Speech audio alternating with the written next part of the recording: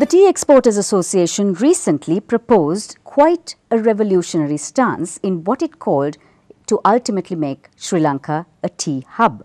It proposed a liberalization of tea imports, which they said would significantly grow Sri Lanka's market share from the current 8% to over 12%. It will also increase export of Sri Lankan-owned tea brands, and it also says it will address the severe price disadvantage that the Sri Lanka tea industry is facing.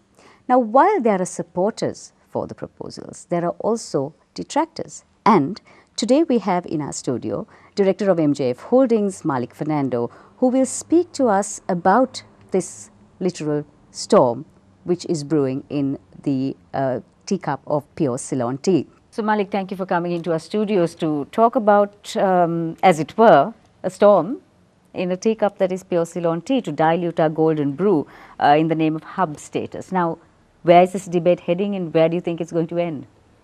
I don't know where it's going to end. I know where I want it to end and where it should end in the country's interest. But basically, it's spiraling a little bit out of control. This, Savitri, is the biggest single threat to the future of Ceylon tea and the tea industry, and the 2.5 million people who depend on it for their survival.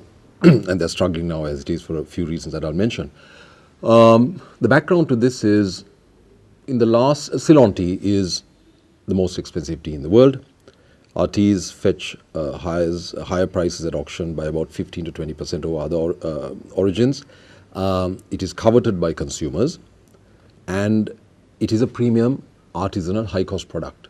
You can't reduce the cost of Ceylon tea because of certain intrinsic yield reasons, the fact that replanting hasn't happened as planned and so on. So it's got to be sold as a premium product. And that's how it is considered, like champagne, like fine French wine, like Scotch malt whiskey, and so on. The trouble, though, is that if you look at the history of marketing in the tea industry, the British left us this legacy, and they supplied Ceylon tea to the famous UK brands supplying out of London. Those brands in the 50s and 60s, having developed their consumer loyalty on the back of Ceylon tea, dropped Ceylon tea and moved to new origins such as East Africa, primarily to reduce cost. You then had markets like Pakistan and Egypt that we fell back on. And even in those markets, after 10 or 15 years, we lost those markets because we were not branding, we were not marketing. We were simply supplying a raw material, which is a very dangerous thing to do when it's a high-cost product, which will always be sought to be diluted by the brand owner or the importer or the buyer, blending with other origins to reduce cost, because the trend obviously is cheaper and cheaper when you go into the mass market. Then we found the Russian market, and the Russian market really was a gold mine for Sri Lankan exporters.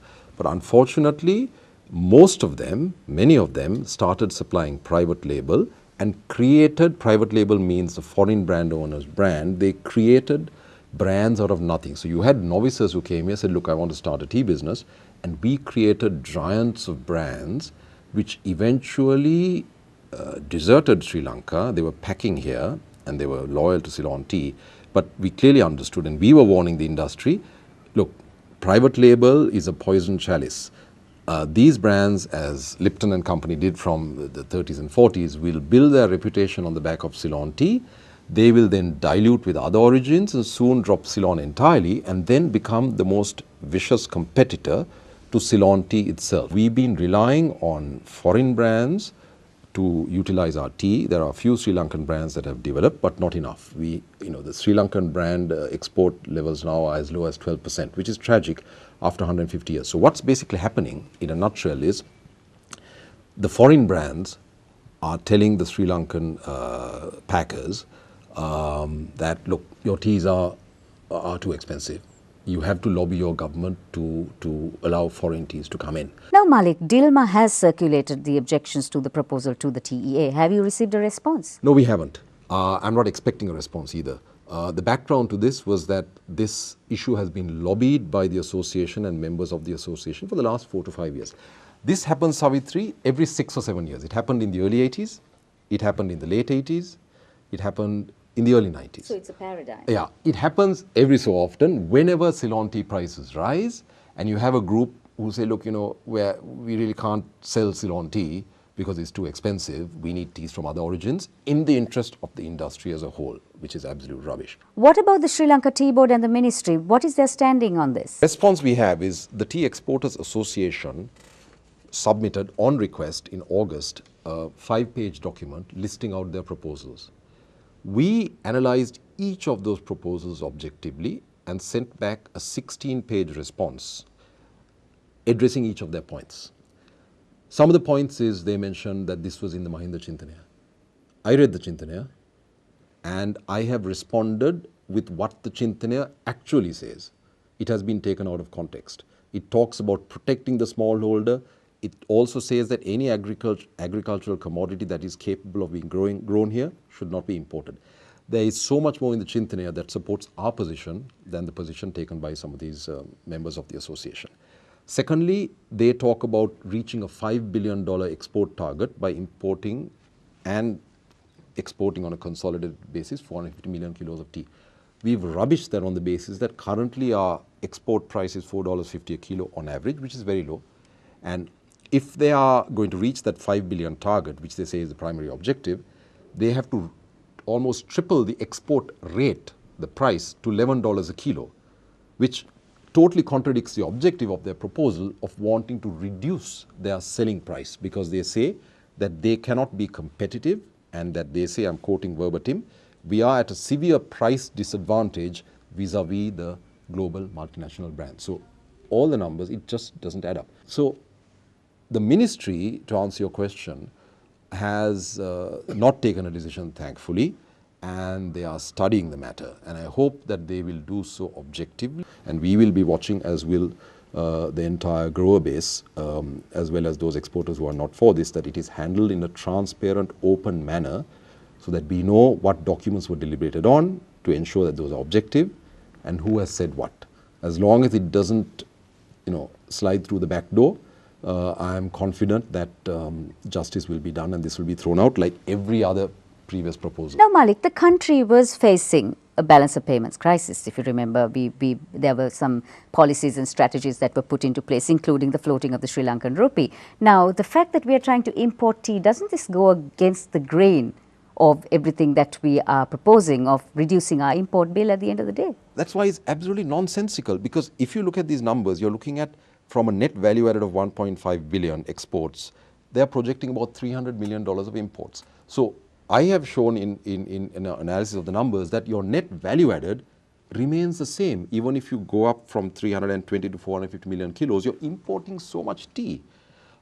Your import bills go up, your net value added stays the same.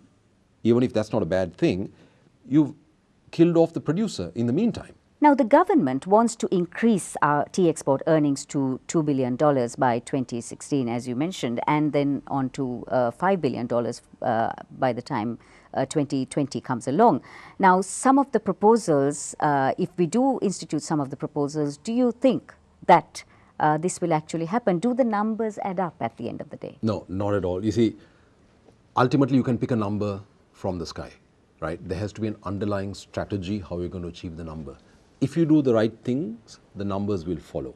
But even the 1.5 billion we've arrived at now, from the well below billion we were a couple of years ago, was, in my view, not due to any specific action by the exporters. It was the inexorable rise of tea prices due to global supply and demand. So it just meant that even our bulk tea went up. Packeted tea, cost of production plus a low margin, prices went up. It was not due to, I'm being frank here, some of my friends in the trade may not like me saying that, but I've said it in writing, is that I don't think you can attribute the current levels we are at now to specific actions by exporters. It is the prices have moved up at auction. So there is a need for a strategic plan and for a cohesive marketing strategy that will take our tea industry forward, and maybe a liberalizing of tea imports is not the way to go. But we will find out more when we return with Malik Fernando.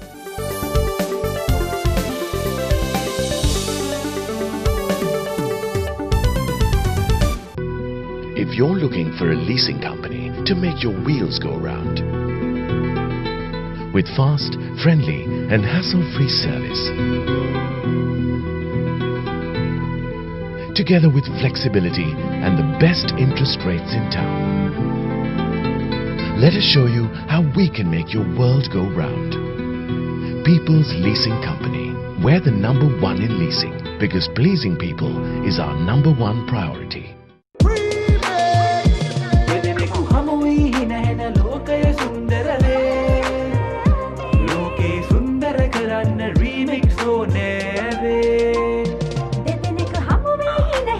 Now, remix the way you connect with the new Mobitel Remix. Enjoy free M2M voice minutes, SMS data, VAS minutes and 50% discounts on excess data and 3 fabulous add-on prepaid packages. Dial #649# to activate. Mobitel, we care always.